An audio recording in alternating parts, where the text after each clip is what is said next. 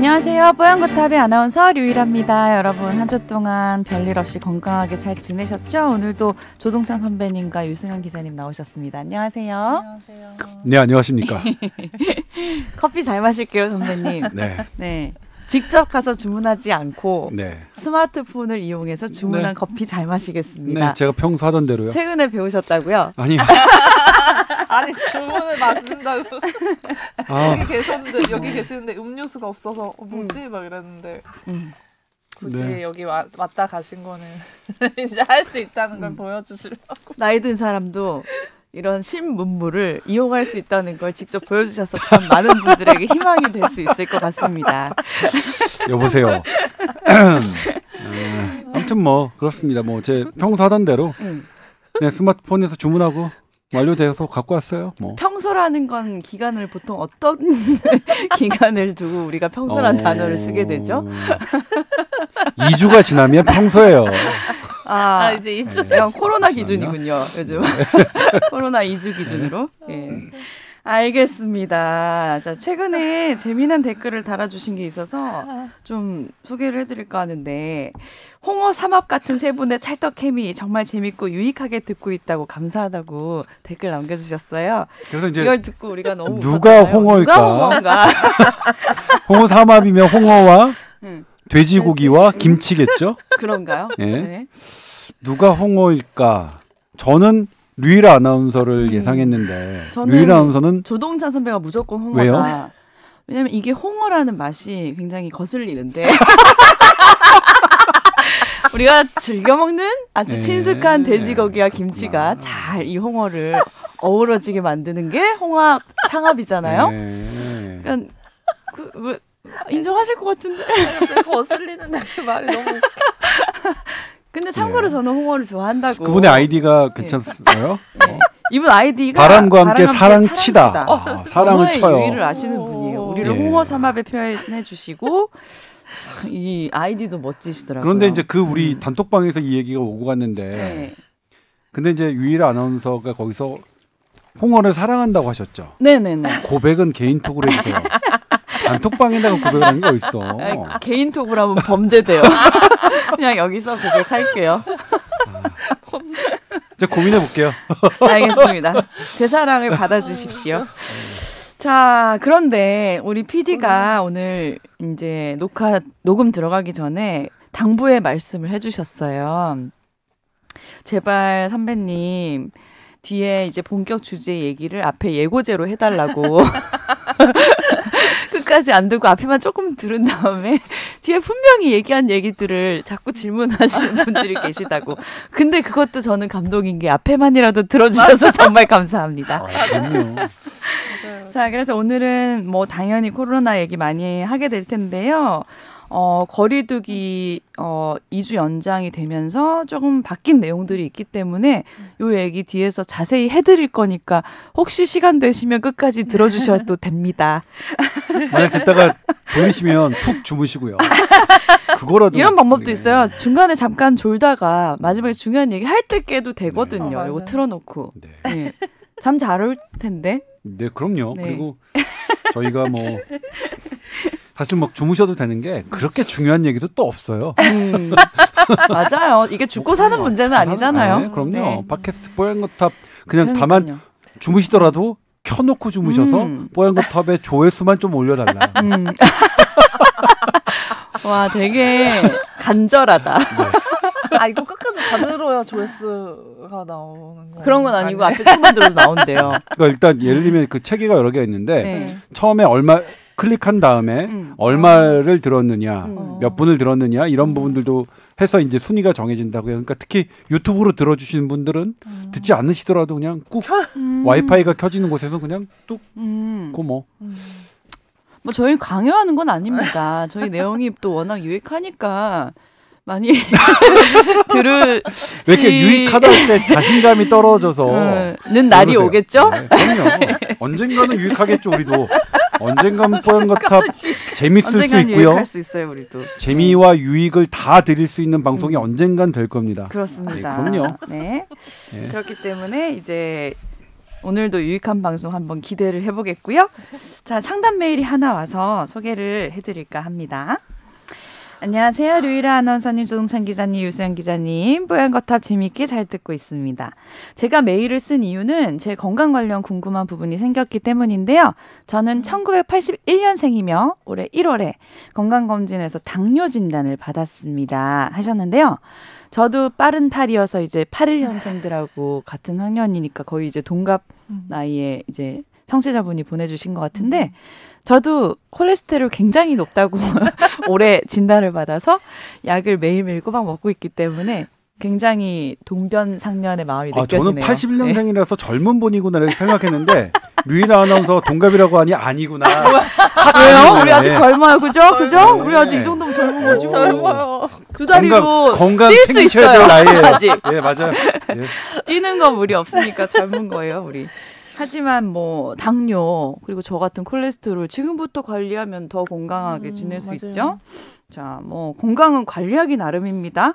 그래서 당시 이제 공복 혈당이 200 정도 되었으며 당화 혈색소 수치는 10 정도라고 합니다.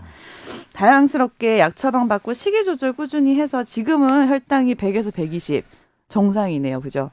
3개월에 한 번씩 이제 검사 받을 때 당화 혈색소 수치는 5.5 내외입니다.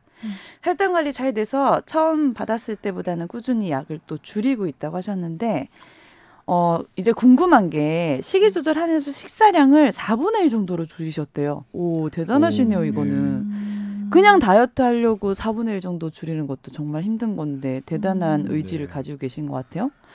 그리고 아무래도 식사 후에 금방 배가 고파져서 식사 사이에 예를 들면 샐러리라든지 양상추, 오이, 방울토마토, 아사기 고추. 굉장히 디테일하게 말씀을 해주셨어요. 저도 아사기 고추 좋아합니다. 오이고추. 그래서 이 생야채를 손질해서 간식 대신 먹고 있다고 하는데 허기지지 않도록 아주 조금씩 천천히 먹는다고 하네요. 그런데 이렇게 되면 식사 후에 2-3시간 후부터 다음 식사 시간까지 무슨 소처럼 계속 뭔가 이게 씹고 있는 상황이 된대요. 무슨 대세김질하는 것도 아니고. 그래서 이런 모습을 보고 제 친구가 이게 계속 이걸 먹고 있는 거니까 결국은 너무 먹는 시간이 길어지면 무슨 췌장 같은 데 무리가 가지는 않을까? 이런 걱정을 했다고 하는데 좀 좋은 방법 없을까요? 혈당 관리에 도움이 되는 그걸 질문해 주셨어요. 근데 덧붙여서 이제 참고하시라고 주신 말씀이 운동을 좀 이제 곁들여서 하면서 관리를 하고 계신데 운동이 부담스러운 수준의 운동을 안 해도 본인께서 이제 아주 좋아졌다 희망을 주신 말을 해주셨는데 뭐 스쿼트 5개, 런지 양쪽 5개 요 정도만 해도 혈당이 좋아졌대요. 사실 운동하라 그러면은 아이고 무슨 운동 어떻게 해야 되나 부담을 많이 가지시는데 한 5분 정도만 이렇게 짧게 하셔도 효과를 보셨다고 하니까 우리 청취자분들께 희망을 주시라고 또 덧붙여 주셨네요. 어떤가요? 혈당 조절, 식이 조절 어떻게 하는 방법이 참 좋을까요? 이 분야는 또 우리 유수연 기자님이 또 가정의학과 전문이니까 굉장히 전문적으로 접근해서 말씀해 주실 수 있으실 것 같아요. 그죠? 근데 예. 되게 뭐지? 칭찬을 해드릴 만한 케이스 같아요. 1월에 진단받으시고 그때 당시에 당화혈색소 10이면 진짜 높은 편이거든요. 높으셨던 거예요? 네, 되게 높은 건데 네. 지금 5.5까지 거의 절반 수준으로 떨어뜨리신 거고 목표치 아래로 되게 잘 유지하고 계신 거거든요. 네. 그래서 되게 만약 제가 직접 보는 환자라면 너무 칭찬해드리고 싶을 것 같아요. 지금 여기서 이제 청취자와 진행자니까 격하게 칭찬 좀 해주세요. 너무 박수! 아니 근데 이거를 좀 보면서 되게 재밌게 소처럼 막 이렇게 써주셨는데 네. 4분의 1 정도로 줄이셨다고 하셨는데 굉장히 많이 드셨던 건가? 약간 이런 생각도 저도요. 들고 2분의 1 정도로 줄였다 그러면 이해를 했는데 4분의 1. 도대체 평소에 얼마나 많이 드셨나? 그 생각은 저희가 살짝 했습니다. 네. 칭찬이 공짜가 아니에요. 이런 거 딱 디스하려고 디스 아니고 좀 솔직하게 한번 궁금증이 생겨서 물어봤어요. 되게 너무 잘하신 것 같은데 이게 만약에 되게 많이 드시지 않았는데 4분의 1로 줄이셔서 이제 금방 배가 고파져서 이렇게 계속 드시는 거면 조금 식사량이 어느 정도인지 이제 정확히 저는 모르니까 그걸 너무 적게 또 드시는 거는 안 좋을 것 같은 게 그래요? 이제 친구분이 또 췌장에 무리가 가는 거 아니냐 이렇게 또 말씀을 해주셨다고 하셨잖아요. 네. 근데 어쨌든 음식을 먹으면 췌장에서 소화효소나 뭐 인슐린이나 이런 게 분비가 되기 때문에 뭔가를 계속 먹는다거나 하면 어쨌든 췌장이 계속 일을 하게 되긴 하거든요. 아무리 좋은 걸 먹어도요. 어쨌든 소화를 시켜야 되니까. 네. 근데 제 생각에는 이렇게 제가 그냥 뭐 학회나 이런 가이드라인을 토대로 말씀을 드리면 네.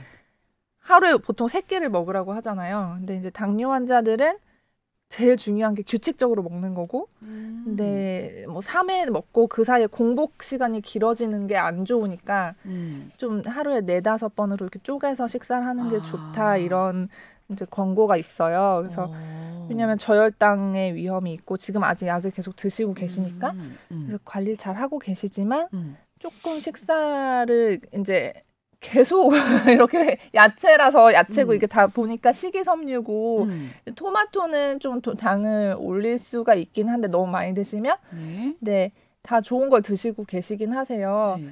근데 어쨌든 요런 종류로다가 뭐 식전에 1시간 전 이런 식으로 한 번에 이렇게 드시고 그다음에 이제 식사를 하시고 이런 게 좋을 것 같아요. 왜냐하면 2-3시간 후부터 계속 드신다고 또 하시니까 그렇게만 조금 고쳐주시면 완벽할 거라고 생각이 들고 그리고 이제 뭐 가장 중요한 거는 이게 또 사람마다 다 다르기 때문에 네. 자기한테 맞는 거를 찾으라고 돼 있어요. 네. 근데 이렇게 해서 지금 혈당이 좋으신 거면 이게 또 맞는 걸 수는 있는데 한번 걱정이 되시면 그런 식으로 바꿔보시는 것도 좋을 것 같고 그리고 이제 당화혈색소 수치도 되게 중요한데 요즘은 혈당이 어느 정도 이렇게 왔다 갔다 하느냐 왜냐하면 당화혈색소라는 건 3개월 동안 내 몸에 있는 혈당 수치를 이제 평균을 냈다고 생각을 하시면 되거든요. 네. 근데 어떤 사람은 이렇게 파도처럼 요동치는 사람이 있고 네. 똑같은 당화혈색 수치라도 아니면 이렇게 조금씩 요동치는 사람이 있어요. 네. 근데 이렇게 조금씩 요동치는 게 훨씬 더 낫다. 이제 이런 연구 결과들이 대세여서 지금 이렇게 드시되 계속 드시는 것보다는 제가 말씀드린 대로 식전이나 이럴 때 이런 야채 식이섬유를 드셔서 조금 포만감을 주시고 그걸로 이제 식사량을 줄인 걸 유지하시고 이런 식으로 가시면 될 것 같아요. 그러니까 지금 쭉 되는 걸 조금 끊어서 이렇게만 해주셔도. 네, 제가 지금 궁금한 게 이제 간식으로 챙겨 드시는 종류는 굉장히 좋은데 네네. 간식을 먹는 시간도 좀 긴 것 같기도 하네요. 개소처럼 계속 씹고 계신다. 이런 거 뭐 한 10분, 20분이면 다 드실 수 있을 것 같은데 되게 어떻게 드시는 거죠? 조금씩 계속 드시는 것 같아요. 저도 그러니까 뭐 따라해보고 싶어요. 저도 네. 일종의 이제 이 포만감을 하기 위해 하고 칼로리가 낮은 채소 위주라는 게 이제 이걸 페이크 다이어트라고 하잖아요. 근데 네.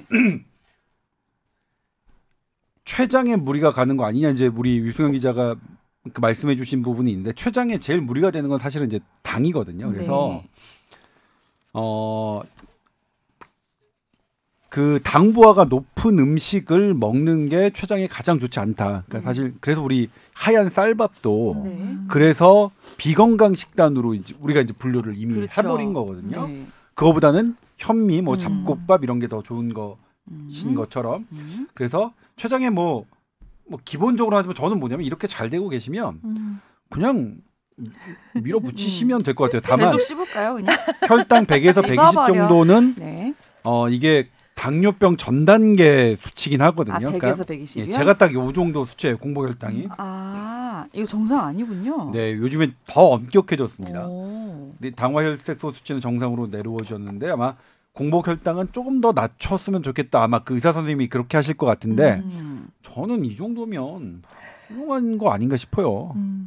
뭐 계속 먹고 씹는다고 췌장이 막 나빠진다. 이 정도는 아니죠. 확 나빠진 그런 거 왜냐면 네. 되게 조금씩 드시는데 근데 제가 그래서 연구 결과 찾아봤어요. 저도 이런 분은 또 얘기는 처음 들어갔고 왜냐하면 대부분의 환자분들이 잘 안 지키시거든요. 약을 먹으니까. 근데 되게 잘 하셨는데 어쨌든 조금 자주 끊어서 먹는 게 더 나을 수 있다. E형 당뇨 환자들한테서는. 하지만 너무 자주 계속 먹는 거는 오히려 안 좋다. 이런 또 연구가 있어서 어쨌든 이게 선배님 말씀하신 것처럼 막 당을 확 올리는 음식은 아니지만 어쨌든 계속 먹는 시간이 길어지면 이게 좀 그렇게 빈도처럼 영향을 줄 수가 있을 것 같아서 한번 그렇게도 해보셔서 뭐 공복혈당이나 이런 게 어떻게 되는지 보시는 것도 좋을 것 같아요. 네.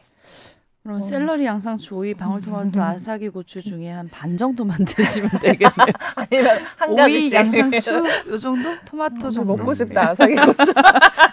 그러면 아사기 고추를 넣을까? 저도 이렇게 이거 되게 좋아하는 채소인데 이 생채소죠. 손질해서 간식 대신 먹고 손질하는 게 너무 어려워요. 할 수가 없어요 이거. 맞아요. 누가 해주지 않으면. 근데 이거 본인이 직접 하시고 어렵죠. 하는 거잖아요. 대단하신 것 같아요. 그리고 채소가 또 이게 조금씩 사기가 어렵고 맞아. 많이 사야 되는데 조금만 있으면 다 버려야 돼요. 그래서 사실 쉽지 않은데 아무튼 뭐. 근데 한 잘 어울리시는 것 40살 같아요. 정도 되셨는데 이제 당뇨 진단 받으셨잖아요.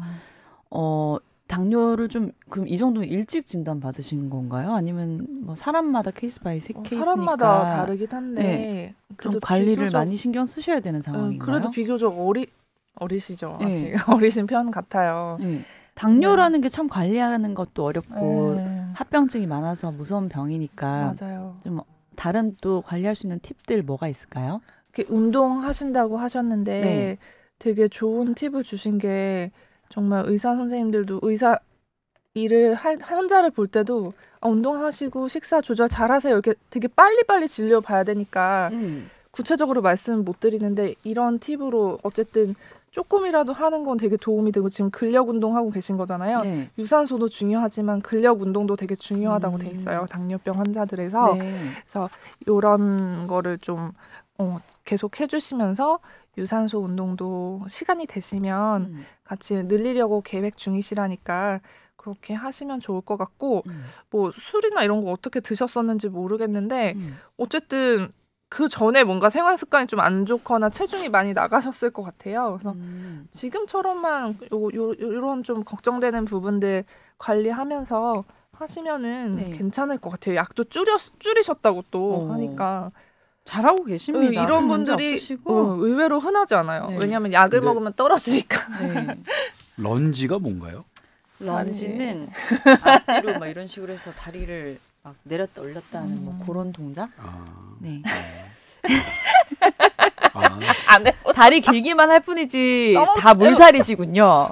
다리 긴 근력 좀 사람들은 길러보세요. 어렵겠구나. 그래서 저한테 이런 걸 안 가르쳐 주셨구나. 스쿼트는 할 줄 알아요. 그렇더라고요. 저도 이런 근육 운동 잘 못하는 편이어서 근데 제가 나도 못해. 나랑은 진짜 관련 없는 운동이야 생각했는데 5개만 해도 효과 있다고 하니까 저도 좀 솔깃한 게 5개만이라도 해볼까? 맞아요. 한 개만이라도 해볼까? 이런 생각도 드네요. 안 하는 거랑 너무 차이가 나니까. 그러게요. 아까 저도 그 팔굽혀펴기 있잖아요. 그 하루에 50개씩만 하더라도 효과가 있더라고요. 그렇게 약 작게 해도.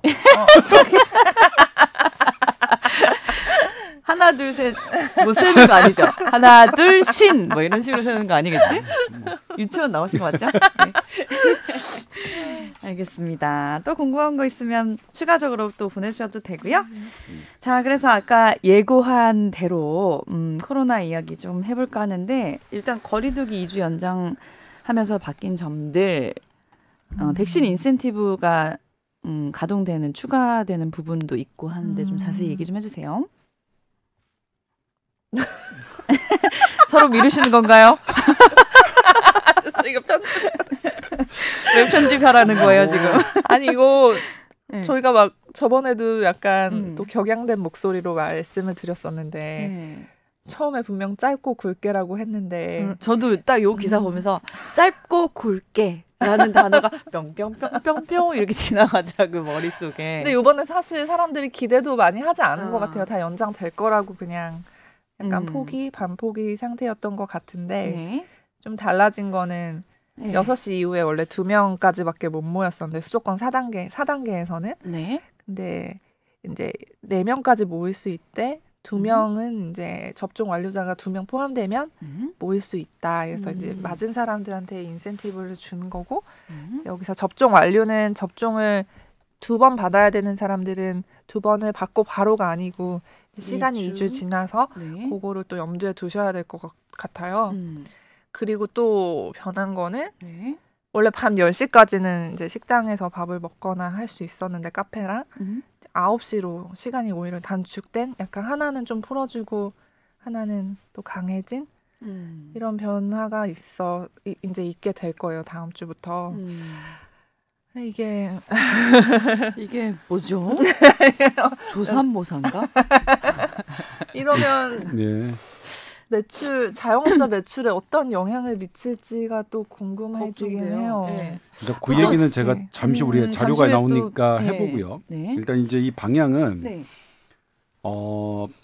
백신 인센티브를 줄인 것은 대단히 그 당시부터 누가 어드바이스를 하셨는지 모르겠지만 백신을 맞은 사람이 또 마스크를 써라.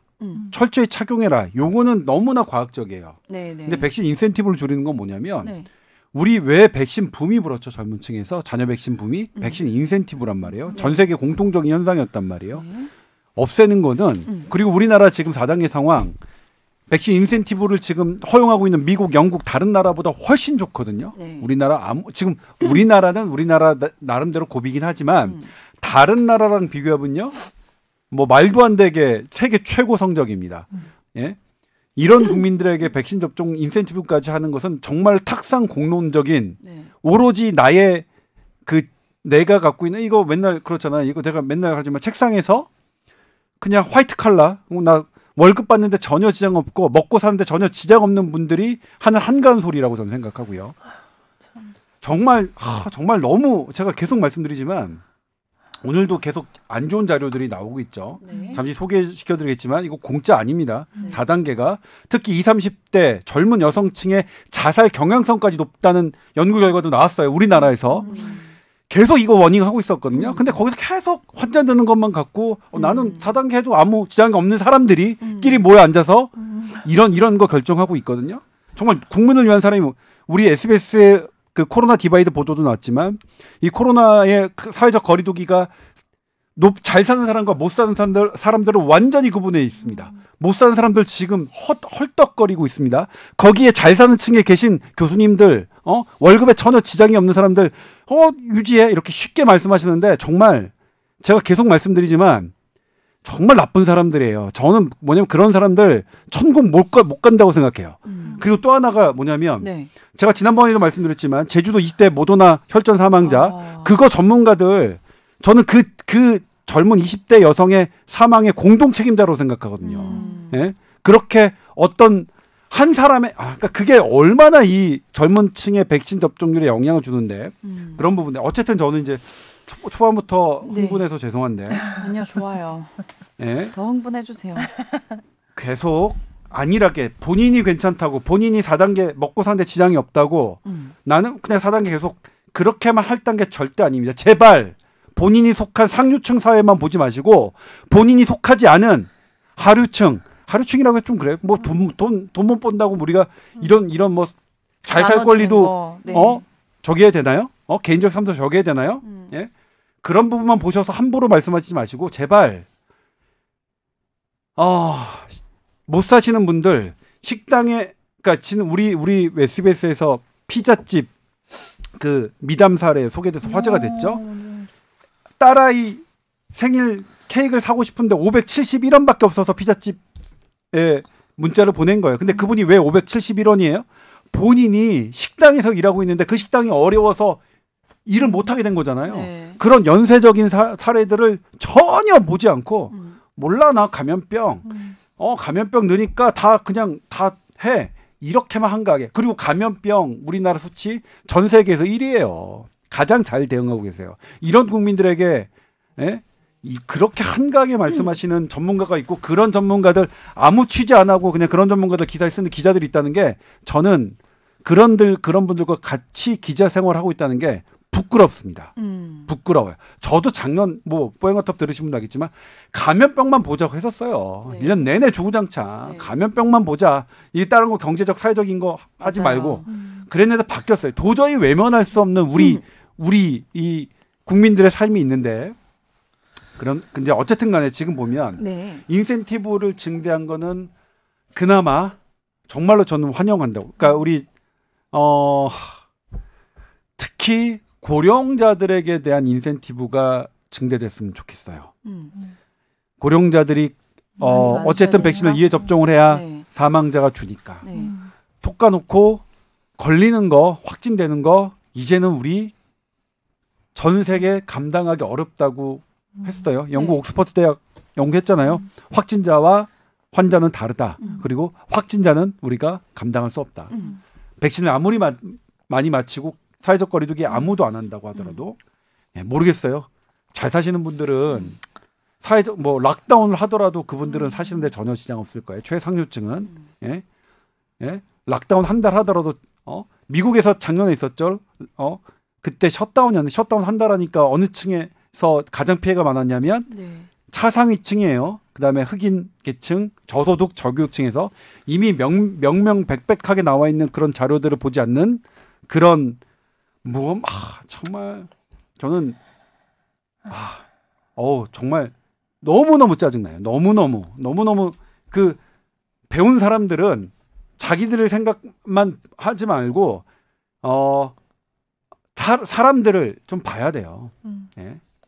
사람들 안 보고 오로지 확진자 숫자만 보고서 뭐 해야 된다고 하시는 분들 그런 분들 계속 기사 쓰고 방송에 출연시키는 저 같은 작가 PD 뭐 이런 기자들 다 반성해야 되는 일인데 아무튼 백신 인센티브는 왜 고령자들한테 더 유도해야 되냐면 네. 지금 백신 1차 접종을 안 한 분들 아마도 그때 아스트라제네카 백신이라서 안 하셨던 것 같은데 그분들이 우리 유승현 기자가 보도했죠. 얼마죠 대충? 접종 안 하신 분들이? 100만 명이 좀 넘어요. 100만 명이 넘어요. 네. 지금 신종감염병 중앙임상위원회 우리나라 최고 전문 기관입니다. 컨설팅. 그런데 그분들이 가장 위험하다고 말씀하세요. 네. 저한테 장문의 이메일을 보내셨어요. 어. 또 그분들이 맞아야 우리가 좀 더 자유롭게 얘기를 하는데 그러니까 뭐냐면 보건당국은 처음에 그분들 거부했기 때문에 4분기에나 접종기에 주겠다고 했는데 제일 먼저 중앙일보에서 기사를 썼고요. 그 다음에 제가 기사를 썼어요. 그분들 그럴단 게 아니다. 일단은 지금 코로나 상황은 너무 엄중하니 그분들 접종하게 해달라 그랬더니 당시에 제가 물었을 때도 그럴 계획 없다고 했는데 소리 소문 없이 어쨌든 열어주셨어요. 그거는 뭐 고맙다는 말씀 드려요. 네. 그런데 지금 이분들이 막상 열어놔 보니까 홍보도 제대로 잘 안 된 것 같고 어떤 문제인지 모르겠지만 접종률이 훨씬 낮고 이 부분은 상당히 우려되는 부분이니 이분들에게 1차 접종, 2차 접종 빠르게 할 수 있는 방법 이거는 대단히 우리 발등에 떨어진 가장 큰 불입니다. 60에서 74세의 미접종 상태가 100만 명이라는 것은 큰 위협적인 거니까 네. 그런 부분 먼저 해결해 주셨으면 좋겠고 그다음에 10시부터 9시까지 그 근거들을 지금 보도자료에서는 전 잘 모르겠어요. 네. 10시부터 10시까지 연장해서 얼만큼 환자가 발생했고 10시부터 9시까지 하면서 얼마나 환자가 감소할지는 잘 모르겠는데 예를 들면 변수가 너무 많아요. 지금 뭐냐면 중국 통제했느냐 안 했느냐 갖고 뭐 따지는데 중국 통제가 감염병의 그 원인이다라고 할 수도 없지만 네. 그게 원인이 아니다라고 할 수도 없어요. 네. 함부로 단순화시킬 수 없는데 네. 그런 부분들. 근데 그런 다양한 9시와 10시, 이 10시와 9시 이런 어떤 근거로 되는지는 잘 모르겠지만 근데 실은 이미 많은 식당들은 거의 지금도 뭐 거의 망해가고 있고 특히 문 닫는 데도 많아요. 어려운 식당일수록 네. 소규모 식당일수록 그냥 9시간 10시간 아니 몰라. 어차피 저녁 되면 손님 다 없으니까 뭐 그러니까 뭐 그럴 것 같은데. 네. 근데 이렇게 사람들에게 사실 톡 까놓고 얘기해서 우리 월급쟁이들이잖아. 우리 3명 다. 우리 뭐 10시까지 가다가 9시까지 간다고 해서 약간 불편한 거예요. 예? 그리고 어차피 지금 대부분 그냥 뭐 식당 이용 안 하잖아요. 그런데 이게 간당간당 여기에 걸려 있는 분들에게는 상당히 하는 건데 그러려면 예. 확실한 근거를 좀 제시해 주실 필요는 있어요. 맞아요. 예.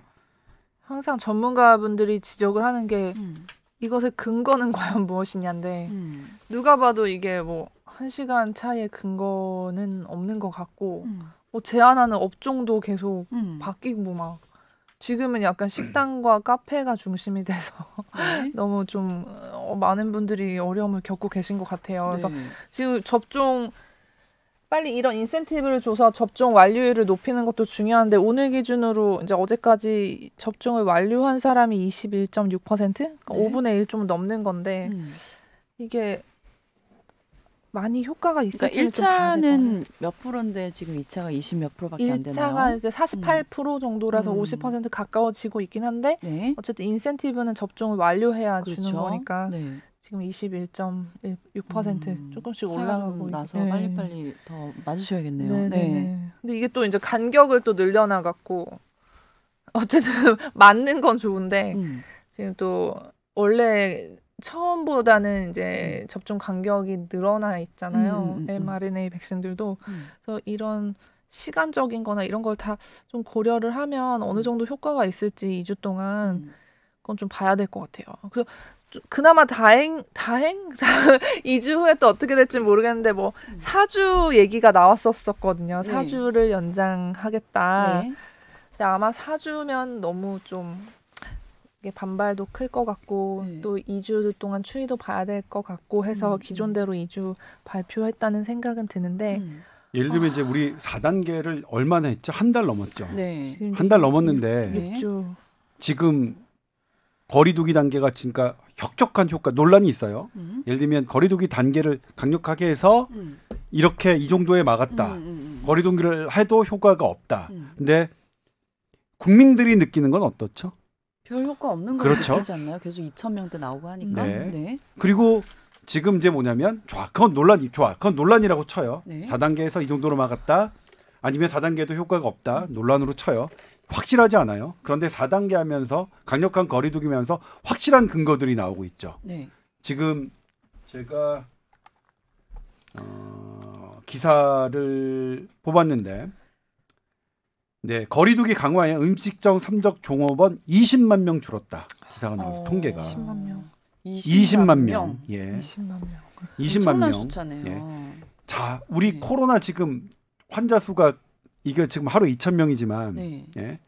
이 한 20만 명 준 인원을 정말로 코로나19 확진자와 비교해서 단순하게 20만 명 줄든 말든 생계 20만 10만 명이 일자리를 일단 자, 잃었다는 건데. 잘 사시는 분들, 네. 잘 사시는 교수님들 20만 명이 식당 조금은 일자리가 줄었다는 게 어떤 의미인지 모르셔서 그렇게 말씀하시는 것 같은데 이분들은 이거가 유일한 생계 수단인 거예요. 네. 먹고 사는 문제가 없는 거예요. 그래서 만약 이렇게 조치를 해가지고 차상 계층돼가지고 어떤 기초소득 뭐 수급자 돼서 정부 돈 그렇게 타는 거 아니면 애들 학원 교육 맡길 데도 없고 이런 상황인 거예요. 아주 나락으로 떨어지는 거예요. 예? 20만 명이라는 숫자가. 그런데도 사회적 거리두기 조금 완화하고 이렇게 하자는 공존하자는 게 미친 소리입니까? 네, 참, 네, 기가 막히더라고요. 어떤 분이 방송에서 본인 글에 SNS에 그렇게 쓰시는 걸 보고서 참. 자, 우리가 이 강력한 사회적 거리두기가 공짜가 아님을 그냥 해도 그만 안 해도 그만인 게 아님이 드러나요. 20만 명이 줄었다는 것 실은 이거 뭐 통계에 잡히지 않은 이런 분들까지 합치면 어마어마하겠죠. 그리고 네. 분명하지만 못 사시는 분들수록 통계에서 제외됩니다. 예를 들면 인도하고 영국 못 사는 사람들 출생 신고에도 안 잡혀요. 이건 너무나 증명된 거서 이런 통계에 안 잡히는 분들은 더 어려운 분들은 이런 통계조차 잡히지 않습니다. 그리고 그 선생님도 보니까 다 의사인데 정신과 그 지역에 있는 정신과 선생님들하고 얘기 좀 해보세요. 지금 지역에 있는 지역사회에 있는 사람들이 네. 어떻게 살아가고 계시는지 하루하루를 예? 제발 좀 지역에 사시는 우리보다 저희 사실 저희도 뭐 불편하지 않지만 저희도 뭐 지장 없는 이를테면 기득권이에요. 조동찬도 기득권입니다. 그런데 그런 이 기득권에 못 속해 하신 분들이 어떤 호소를 하시는지 제발 좀 들어보시고 결정을 하세요. 말씀을 하세요. 함부로 그렇게 말씀하지 마세요. 함부로 제발. 그다음에 또 지난 8월 19일 목요일 날 경희대병원에서 보도자료를 냈죠. 제가 휴가라서 그냥 문자로만 받았는데 자, 우리나라 코로나 이후에 지금 20, 30대 여성 그리고 저소득층의 우울지수가 확 증가했습니다. 그런데 보도자료에는 속하지 않았지만 거기에서 이제 세부자료라고 보내주셨는데 네네네. 제가 정말 깜짝 놀란 게 자살 경향성까지 높아졌어요. 자살 경향성까지. 우리나라에서 가장 안 좋은 보건 지표는 자살률이거든요. 우리나라 OECD 헬스 데이터를 보면 모든 건강 지표는 세계 최고 수준입니다. 암 성적 집어넣어도 물론 최고 수준이고요. 코로나 성적 세계 최고 수준이고요. 그런데 유일하게 안 좋은 게 자살률이에요. 네. 자살률. 그래서 이런 부분까지 전반적으로 보는 게 필요하지. 그래서 제가 우리 지난번에 말씀드렸지만 코로나와의 공존은 위드 코로나는 이게 한가한 소리가 아니라 절박한 소리고 여기서 이런 20만 명 일자리 줄고 20, 30대 젊은 여성층 우울지수 높아지고 자살 경향성 높아지는 것을 외면하는 게 한가한 분들이죠. 정말 맞아요. 한가하게 이런 분들 안 보고 있고 이런 사회적인 문제점 안 보고 있고 그냥 확진자 수만 해가지고 더 강력하게 해야 되죠. 무슨 공존입니까? 그리고 뭐냐면 이분들 되게 웃긴 게 백신 접종률 갖고 얘기하시는데 네. 높이는 거 좋아요. 네. 백신 접종률 높은 이스라엘 우리나라보다 100만 명 기준 환자 수 7배, 8배 높아요. 예? 뒤로 늦출 수 있는 문제가 아니에요. 물론 고위험군을 접종해서 맞아요. 그분들의 생명을 보호하는 장치까지 한다는 것은 제가 그래도 뭐 수긍할 수 있어요. 그런데 그런 건 하나도 없이 예? 맞아요. 그렇게 말씀하시는 분들 저는 지금은 너무너무 화가 나요. 정말 참을 수 없을 정도로 화가 나요.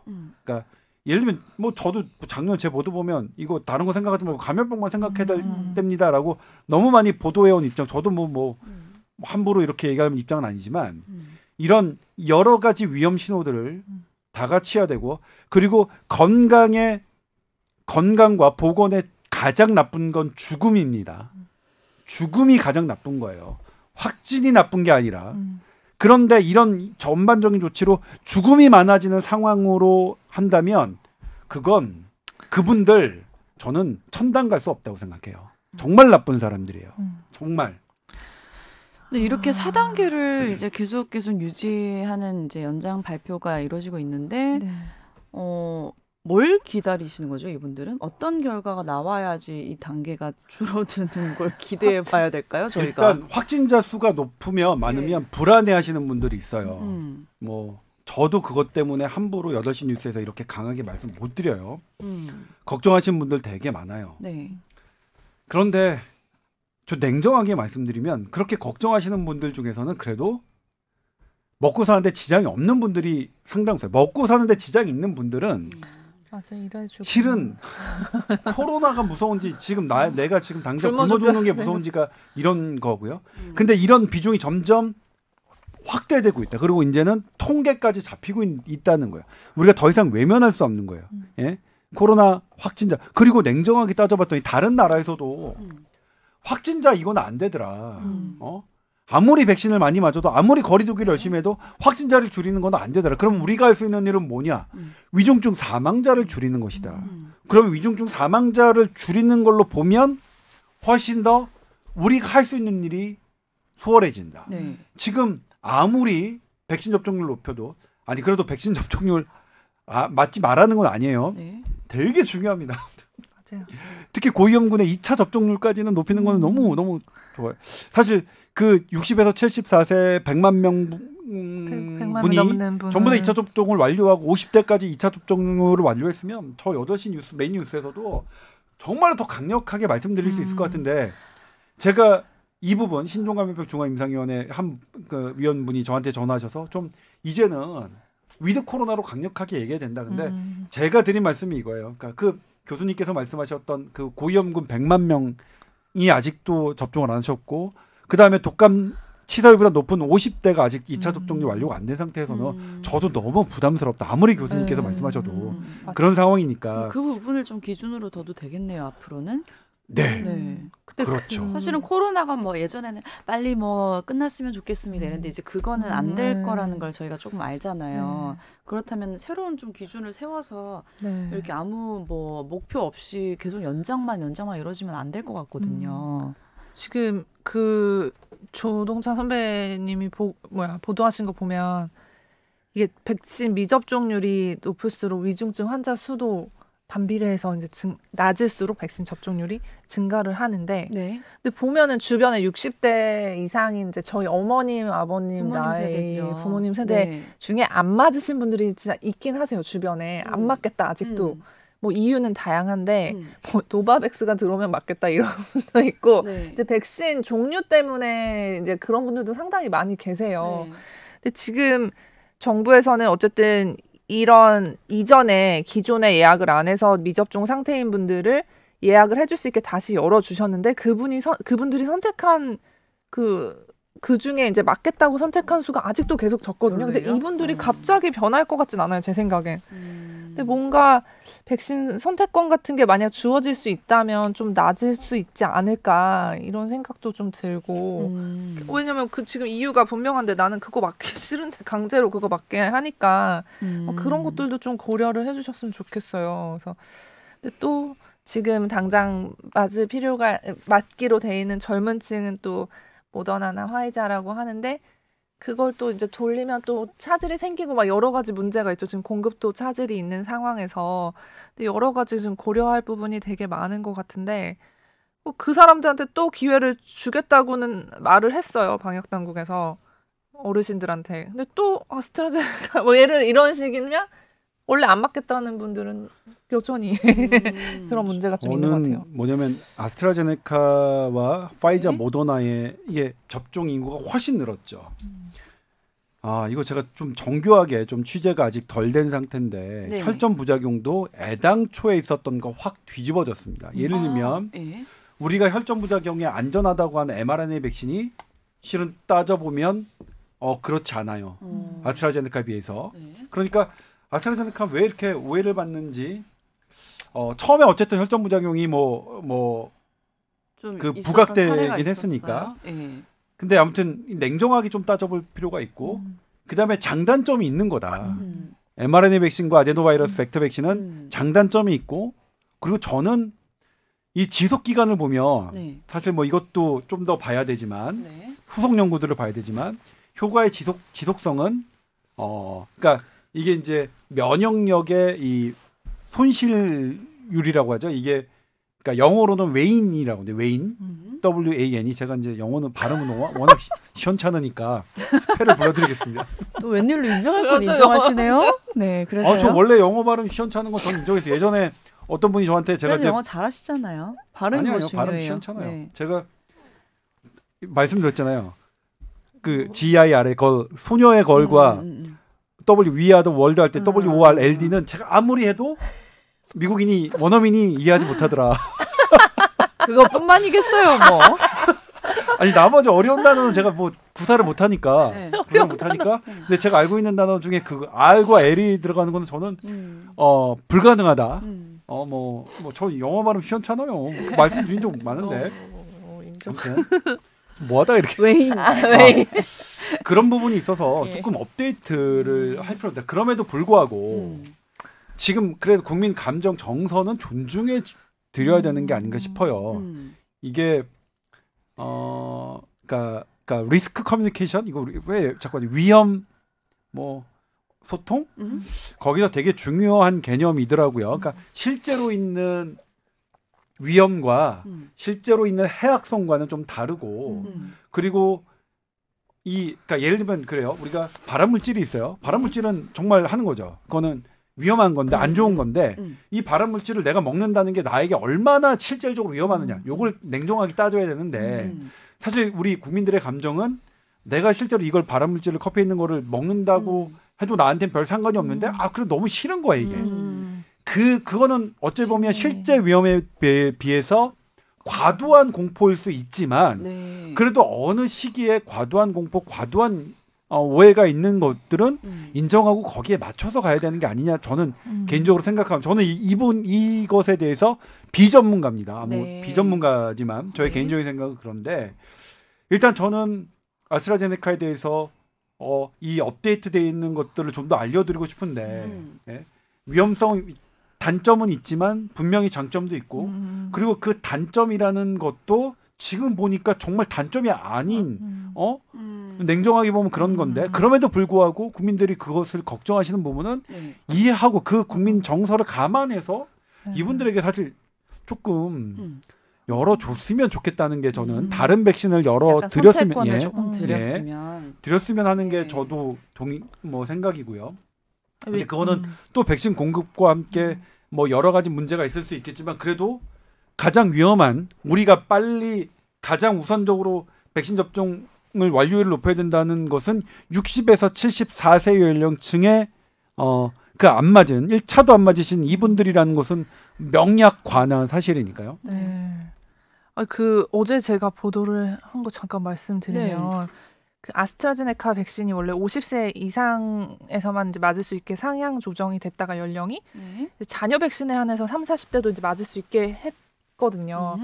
근데 의외로 3, 40대가 많이 맞았다 이런 통계가 이제 나왔어요. 근데 이것도 변수가 되게 많기는 해요. 왜냐하면 안 맞기로 한 고령층이 더 신청을 안 했을 수도 있고 실제 의료기관에 물어보면 뭐 폐기하는 것도 많다고 하고 어쨌든 근데 뭐 신청해서 맞은 사람들 중에 비율이 자녀 백신에 한해서 아스트라제네카 3, 40대가 뭐 85%를 넘었다고 하니까 그래서 그분들 얘기 들어보면 이제 빨리 맞고 싶다. 아니면 1차는 아스트라제네카고 2차는 화이자니까 일단 교차 접종하는 게 좋아서 좀 더 효과를 높일 수 있는 방법인가 그런 의견도 해서? 있고 그리고 어차피 기다려봤자 나중에 또 바뀔 수 있으니까 다시 아스트라제네카로 지금은 뭐 화이자 모더나지만 그래서 그냥 빨리 맞고 싶다 이런 다양한 의견들로 자신들이 이렇게 선택을 해서 맞을 수 있거든요. 근데 맞고 보니 아직 괜찮다 이런 얘기도 많고 그러니까 말씀하신 대로 그런 게 좀 선택권이 주어지면 이제 개인적인 개별적인 판단에 의해서 이렇게 할 수 있는 사람들인데 이제 그게 지금 안 되니까 좀 답답한 것 같아요. 네. 참고로 이거는 이제 제 개인적인 사례라서 일반화할 수는 없습니다만 제가 그러니까 8월 13일 날 파이자 2차 접종, 교차 접종까지 했는데 아직은 저희까지는 못했고요. 그 2차 접종 후에 뭐 중앙체 이거는 안 했고 1차 접종한 후에 5주 있다가 그때 여러분, 그러니까 그 백신학회에 계신 여러분과 공통으로 제 혈액도 포함시켜서 그 각 중앙체 이 양을 측정했는데 저는 아스트라제네카 한 번 맞고 5주 정도 됐을 때 꺼낸 혈액에서 비교적 충분하게 그 참가자 중에서는 가장 많게 델타 항체까지 제가 항체가 잘 생긴다는 의미는 어떤 의미인가요? 중앙체가 잘 생긴다는 의미는 당장 왔을 때 제가 무찌를 힘이 크다는 거죠. 그건 알겠는데 사람마다 왜 차이가 있죠? 면역력의 차이와 근데 뭐 괜히 물어봤나 싶어서 지금 그분들 중에서 제 다리 길이가 제일 길긴 해요. 아니 무슨 상관 좀 정보에 도움이 될 만한 얘기 좀 해주실래요?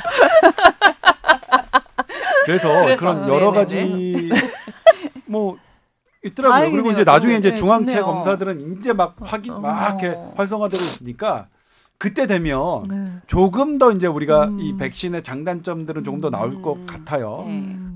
그래서 아무튼 참고로 말씀드리자면 그래요. 근데 뭐 저는 2차 접종은 이제 1차 그 당시 인기 없을 때, 그러니까 예를 들면 아스트라제네카 백신이 자녀 백신 인기 있던 게 그 네이버와 카카오 앱으로 되면서 됐는데 저는 그 전에 전화 예약으로 한 거거든요. 그때 전화 예약으로 하셨던 분들은 대부분 다 됐어요. 예? 그래서 그렇게 했는데 이제 교차 접종이 돼서 이렇게 다시 해서 이건 얼마나 되나 확인해 보고 싶긴 해요. 근데 이런 연구들이 좀 나오면 뭐 변수가 나올 것 같은데 아직은 어느 게 좋다 어느 게 나쁘다라고 할 수 있을 만큼의 과학적인 근거는 저는 없다고 생각하고요. 그래서 지금 젊은 층들이 그렇게 반응 보이시는 거는 되게 합리적인 판단으로 저는 그런 것 같아요. 네. 그러니까 저만 해도 저희 어머니께서 안 맞으시겠다고 굉장히 고집을 부리셨었어요. 왜냐면 그냥 그런 거예요. 뭐 예전에 나 독감 백신 맞았을 때 많이 아팠다. 그리고 뭐 말씀하신 대로 처음에 아스트라제네카에 대한 이미지도 안 좋았고 그랬는데 제가 설득을 많이 했었어요. 이 뽀얀거탑에서 또 공부한 대로 맞으시는 게 훨씬 중증의 예방률이 높다. 뭐 그런 얘기를 해서 지금은 좀 용기를 내셔서 맞으셨어요. 1차를. 그러니까 어르신들은 한 번 또 생각을 하다 보면은 걱정하실 부분이 더 많으시니까 이제 용기를 못 내실 수 있는데 맞아요. 자녀분들께서 또 새로운 정보들을 또 새롭게 말씀해 드리고 용기를 이제 주시는 것도 많은 도움이 될 것 같아요. 네. 그렇습니다. 자, 새로운 뭐 4단계 속에서 우리는 뭐 여전히 늘 똑같이 생활을 잘 하고 있고 잘 지키고 있으시니까 건강 관리 잘 하시고요. 네. 그래도 어쨌든 방역 당국이 정부죠. 네. 정부가 그러니까 위드 코로나의 공존을 검토한 것은 되게 중요한 발전이라고 생각해요. 중수본 대변인, 복지부 대변인 기자들이 질문했을 때 코로나의 공존 고려하고 있지 않다고 단언한 그때 한 거 있는데 그것도 어마어마하게 일단 당장 기자들에게도 뭐 별로 좋은 반응 아니었고 고려하지 않고 있다. 이건 좀 모든 걸 고려해야 되죠, 사실은. 고려를 해야 돼요. 당장 실행하지 않아도 좋지만요. 고려는 당장 해야 될 것 같거든요. 모든 걸 고려해야 될 사람이 참 단정적이고 과학적인 근거도 없이 그리고 제가 이제 어제도 백신학회 분 만났고 그다음에 신종감염병 중앙임상위원회 그제 만났고 감염병학회 계속 만나셨는데 만나셨는데 죄송합니다. 만났는데 죄송합니다. 왜 옛날에 임채선 원장이 질을 스스로 높이는 제가 아시는 분 막 그랬는데 야 오랜만에 임채선 원장님이 소환됐네. 그러면서 자기는 높이는 거 아니에요? 그럼 저는 저를 높이고 싶어요. 자존감. 아무튼 자존감 떨어져서 이거 스스로 높이려고 하는 거 아니야? 자존감 높으신 분들이 뭐 굳이 그러겠어요? 그분들의 공통적인 말씀이 너무 업데이트가 안 된다는 거예요. 최신 이 지견이 반영이 안 된다. 그리고 지금 제가 말씀드린 오늘 뽀얀거탑에서 말씀드렸던 신종감염병위원회 분석 자료, 예를 들면 이제 유승현 기자가 했던 2차 접종률이 낮을수록 사망률이 높다는 것도 대외비였지만 신종감염병 중앙임상위원회 한 분이 대외비로 발표하셨던 것을 제가 간접적으로 전해드린 거고요. 이게 이제 정부 직접 뭐 발표 계획도 있고 이러시니까 보면 알겠지만 저는 뭐냐면 왜 이런 분들은 저희 기자한테는 다 이렇게 이런 업데이트된 분석 자료가 전문가들의 분석 자료가 오는데 왜 이런 것들은 정부 정책 관계자들은 모르고 계신지 참 그게 조금 안타깝긴 해요. 그리고 왜 정부 정책에 뭐 이렇게 나와 계신 분들은 한참 지난 얘기, 업데이트 안 된 얘기들 하시면서 그냥 쉽게 4단계 연장해야 됩니다. 뭐 계속 더 강력한 셧다운, 락다운 해야 됩니다. 정말 셧다운, 락다운은요 쉽게 할 수 있는 얘기가 아니에요. 쉽게. 아유 어쩌다가 그런 분들이 스피커가 돼서 그런 분들의 인터뷰가 막 방송에 나오고 기사화되고 하는 이런 세상에 살고 있는지 그러면 왜 다른 분들은 그렇게 생각하지 않는지 그러니까 뭐냐면 국내 최고 전문가 집단 왜 취재를 안 하시고 그런 분들은 거기에 속하지도 않거든요. 좀 아무튼 그래요. 근데 아무튼 그런 전반적인 우리 전반적인 특히 어렵게 사시는 분들의 삶을 들여다보는 정책으로 하는 것 그리고 필요하죠. 예. 당장. 네. 예. 그다음에 앞으로 그런 정책은 조금 이제 뭐냐면 저의 주장은 뭐냐면 네. 정말 사는 사람들 잘 사는 사람들은 정책이 어떠해도 잘 살아요. 한데 지장이 없어요. 정책이 지향해야 되는 바는 네. 그 정책이 아니면 못 사시는 분들, 너무 힘든 분들을 위해 정책이 필요한 거거든요. 그러니까 조금 우리 어려운 사람들을 조금 봐줬으면 좋겠다. 네. 정책이. 네. 그러길 정말 지금도 너무 화가 나지만 그래도 부탁드려요. 네. 정책을 하시는 분들에게. 맞습니다. 코로나 4단계가 연장된 상황에서 지금 이 시점에서는 정말 위드 코로나 상황을 위한 새로운 정책적인 부분을 빠르게 고려해야 되는 시점이 아닌가 싶습니다. 자, tower@sbs.co.kr로 또 궁금한 사연 메일 보내주시고요. 저희는 또 다음 주에 뵙겠습니다. 오늘 말씀 감사합니다. 네, 고맙습니다. 네.